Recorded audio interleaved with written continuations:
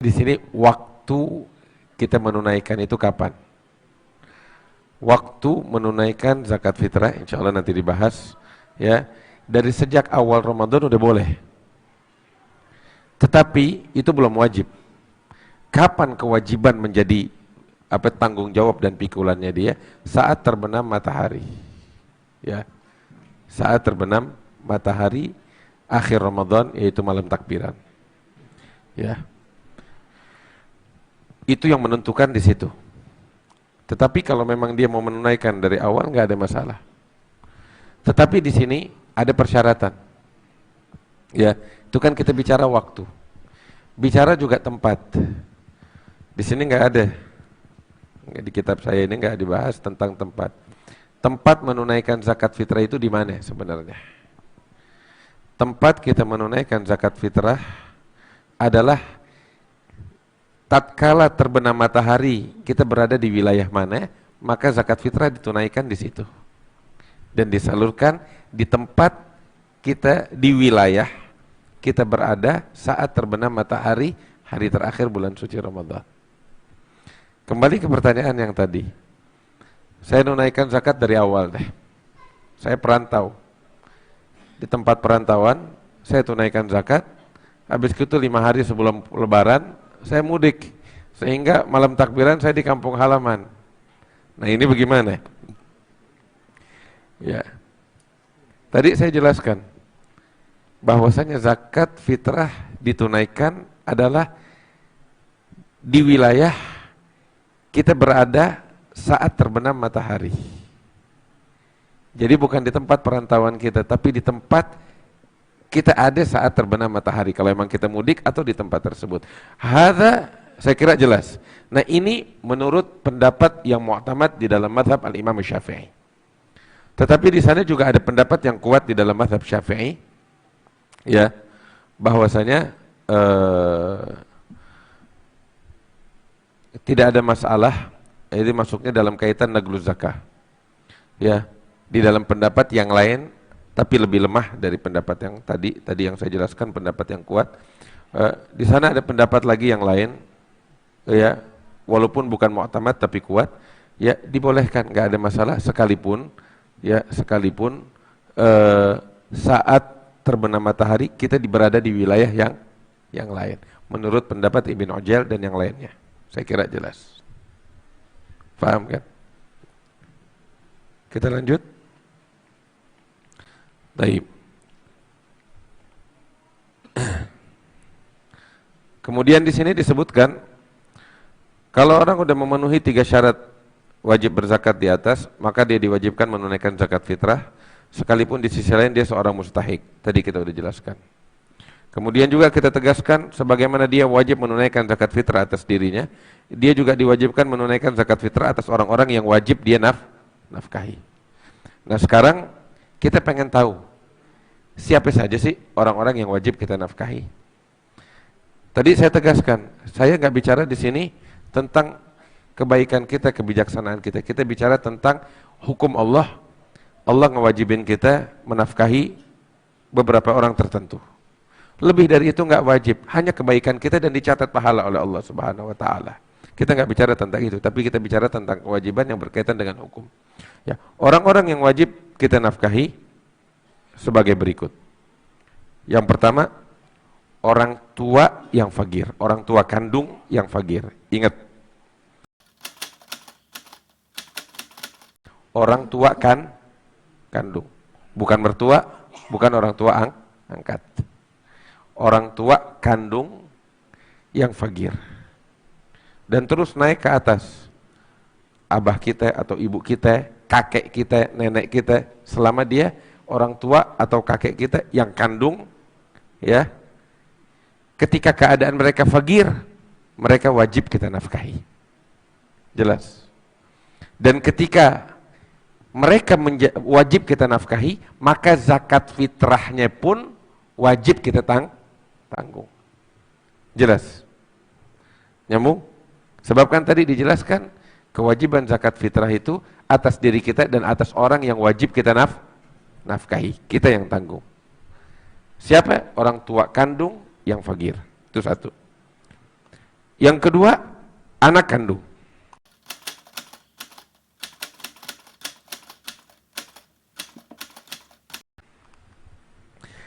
Anak kandung nggak semuanya wajib kita nafkahi.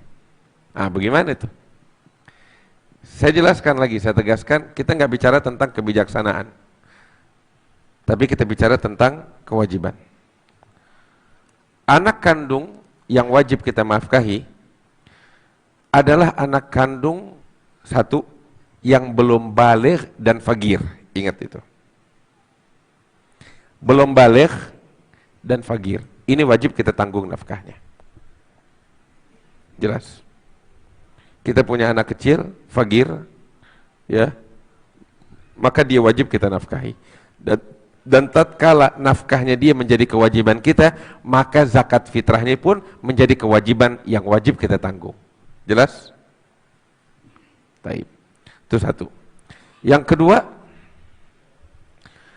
anak kandung, ya, yang sudah baligh, fagir, tapi nggak mampu bekerja.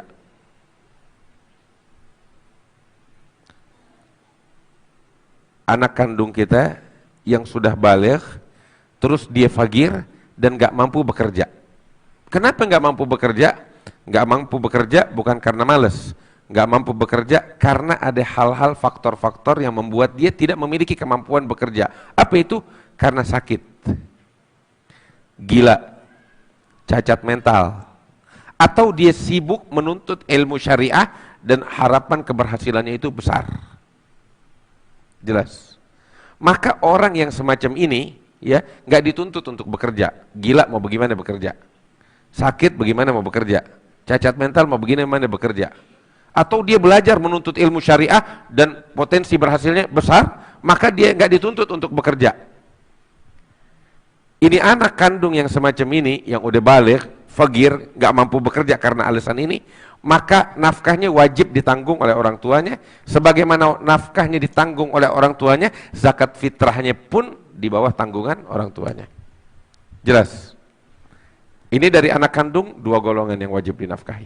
Saya ulangin lagi. Yang pertama, anak kandung yang belum baligh, fagir. Itu wajib kita nafkahi dan zakat fitrahnya kita yang tanggung. Yang kedua, anak-anak kandung yang sudah baligh, fagir, tapi nggak mampu bekerja karena faktor yang tadi kita sebutkan. Jelas. Maka dia wajib kita nafkahi dan zakat fitrahnya juga wajib kita tanggung. Saya kira jelas. Ya. Habib, saya punya anak kecil, belum baligh, tapi duitnya banyak banget, Habib. Iya. Duitnya banyak banget.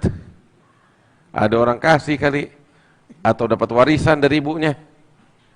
Yuk, kaya banget, Beb. Banyakan dia duitnya dari saya. Yang begini bukan kewajiban orang tuanya untuk menafkahi, sebab dia walaupun belum baligh, tapi dia kaya raya. Dari harta yang dia miliki itu nafkahnya, bukan dari orang tuanya. Jelas. Demikian juga halnya kita punya anak yang udah baligh, fagir, tapi mampu bekerja, maka dia dituntut untuk bekerja. Kewajiban menafkahi bukan kewajiban orang tuanya lagi setelah dia baligh dan punya kemampuan untuk bekerja. Jelas?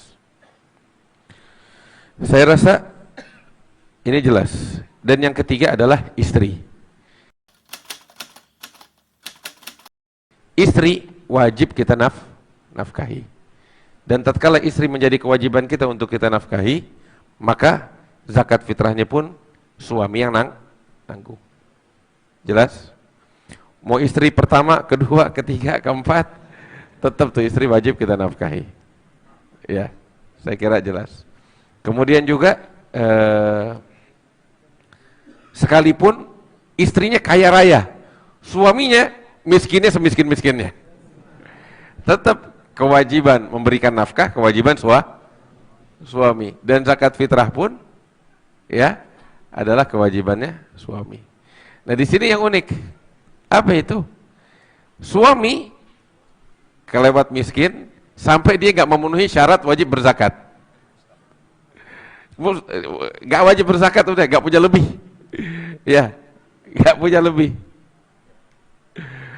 Ya, nggak memenuhi syarat berzakat. Sedangkan bininya miliarder. Ya, suaminya nggak punya duit. Nggak memenuhi syarat untuk berzakat, bahkan nggak punya kelebihan makanan bahan pokok. Ya. Maka tuh si istri nggak wajib berzakat fitrah. Kenapa? Ya sebab kan tadi zakat fitrahnya dia ditanggung sama yang wajib menafkahinya. Sedangkan yang wajib menafkahinya nggak memenuhi syarat. Maka si istri nggak wajib berzakat fitrah.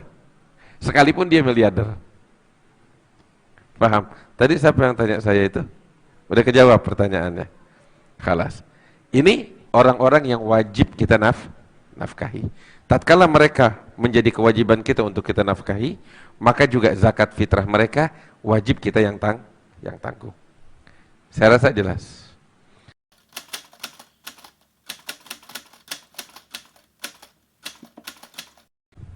Jadi kita punya anak, ya. Ini anak hilang. Dan kita bicara tentang kewajiban zakat fitrahnya. Ketika kita bicara tentang kewajiban zakat fitrah, kita harus melihat ini anak statusnya wajib kita nafkahi apa enggak? Bagaimana? Apakah ini anak yang hilang saat terbenam matahari hari terakhir, dia ini termaksud masih orang yang wajib kita nafkahi atau tidak? Apa maksudnya? Dia itu masih belum baligh fagir, kan itu yang tadi kita bilang wajib dinafkahi. Atau dia sudah baligh fagir tapi nggak mampu bekerja karena faktor-faktor yang tadi disebutkan. Dia termaksud orang yang wajib kita nafkahi atau tidak? Sekalipun dia orang hilang, tetapi kita tahu ini anak dari usianya masih kecil, wajib kita nafkahi, maka zakat fitrahnya kita yang tanggung. Atau juga dia hilang kan, tapi kita tahu ini anak sudah baligh dan memang sakit mental, contoh. Maka dia sakit mental, berarti sekalipun dia udah baligh, nafkahnya wajib kita tanggung. Maka zakat fitrahnya pun kita yang tanggung. Itu yang pertama harus kita ketahui. Ini anak termaksud anak yang wajib kita nafkahi apa enggak? Kalau memang ini anak termaksud dari anak yang wajib kita nafkahi, maka zakat fitrahnya kita yang tanggung. Bagaimana cara nunain zakatnya? Ntar kita jawab. Tapi kita tahu dulu ini anak yang hilang termaksud anak yang statusnya wajib kita nafkahi atau tidak. Ada anak yang hilang, ya. Tetapi memang kita tahu betul ini anak nggak wajib kita nafkahi. Bagaimana? Dari usianya dia udah 20 tahun. Dan selama yang kita tahu dia nggak punya sakit, nggak punya cacat mental. Ya artinya yang semacam ini nggak wajib kita nafkahi. Dia menanggung nafkahnya sendiri, bukan kewajiban kita. Ketika nafkahnya bukan kewajiban kita, maka zakat fitrahnya pun bukan kita yang tanggung, sekalipun ini anak hilang. Saya rasa jelas. Itu yang harus kita ketahui pertama, apakah ini anak yang hilang ini statusnya itu wajib kita nafkahi atau tidak. Kalau memang dia wajib kita nafkahi, maka zakatnya kita yang tanggung. Tetapi kalau dia tidak termaksud dari yang wajib kita nafkahi, maka ini anak yang menanggung sendiri. Itu satu. Kalau memang ini anak termaksud anak yang wajib kita nafkahi, maka zakat fitrahnya kita yang tanggung. Nah, cara menunaikan zakat fitrahnya bagaimana? Ya. Sebab kan ketika dia hilang, ya, kita nggak tahu di mana keberadaannya, di mana posisinya dia, wilayahnya dia di mana. Sedangkan tadi kita jelaskan tempat berzakat fitrah adalah wilayah di mana ya yang bersangkutan itu berada saat terbenam matahari hari terakhir. Sedangkan kita nggak tahu dia keberadaannya di mana. Ya, maka zakat fitrahnya itu ya ditunaikannya bagaimana? Dalam hal ini kan kita yang wajib menunaikan zakat fitrahnya sebagai orang tua, karena statusnya ini anak, kita wajib nafkahi dan kita yang menanggung zakat fitrahnya. Maka dalam hal ini zakat fitrah itu anak ditunaikannya bukan kepada panitia, bukan kepada fakir miskin yang ada di jalanan, tapi kita serahkan kepada pemerintah. Saya rasa pemerintah punya lembaga yang khusus kan untuk mengelola zakat. Nah, zakat untuk kasus ini diserahkannya langsung kepada pemerintah. Nah, ini masalah ini, jawaban ini mansus dinaskan oleh Al-Imam Al-Baijuri di dalam kitab Hasyiatul Baijuri ala Abi Syuja'. Saya rasa jelas caranya.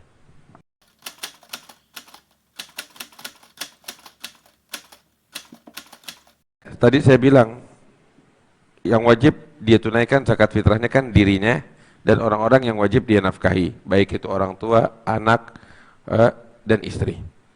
Nah, harta terbatas untuk dia tunaikan sebagai zakat. Maka yang dia prioritaskan pertama-tama adalah dia tunaikan zakat fitrah atas dirinya sendiri. Itu satu.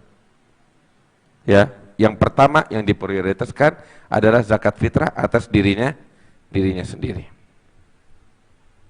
Kemudian setelah dia tunaikan atas dirinya masih ada lebih, yang diprioritaskan setelah dirinya adalah istrinya. Ya, bib istri nomor berapa? Ya, kalau istrinya satu, ya dia tunaikan atas satu. Istrinya dua, tiga atau empat. Bib, ini repot urusannya, Bib. Ya, kita cuma bisa menunaikan untuk satu istri, sedangkan istrinya ada empat, Bib. Bagaimana? Ada qur'ah, apa bahasanya qur'ah, Ustaz? Diundi. Nah, adil kan gitu? Diundi kayak arisan. Yang keluar namanya, nah zakat fitrah ditunaikan atas dirinya. Jelas. Ya. Ada lebih lagi, undi lagi. Istri yang berikutnya itu keluar ntar. Ada lebih lagi, begitu, selesai diundi. Istri udah tuntas, masih ada lebih lagi. Maka setelah itu, setelah dirinya dan istrinya, yang diprioritaskan kemudian adalah anaknya yang kecil yang belum baligh. Ya. Setelah anaknya yang kecil masih ada lebih lagi, ya, dia masih bisa menunaikan zakat lagi. Siapa yang ditunaikan? Atas ayahnya. Jelas. Masih ada lebih lagi, kemudian adalah ibunya. Dan masih ada lebih lagi, kemudian setelah itu adalah anaknya yang sudah baligh yang tidak mampu bekerja itu. Ya, ini urutannya seperti itu. Dirinya dia sendiri, istrinya, kemudian anak kecilnya yang belum baligh, kemudian ayahnya, kemudian ibunya, kemudian baru anaknya yang sudah baligh yang wajib dia nafkahi itu. Jelas? Saya rasa sampai di sini cukup.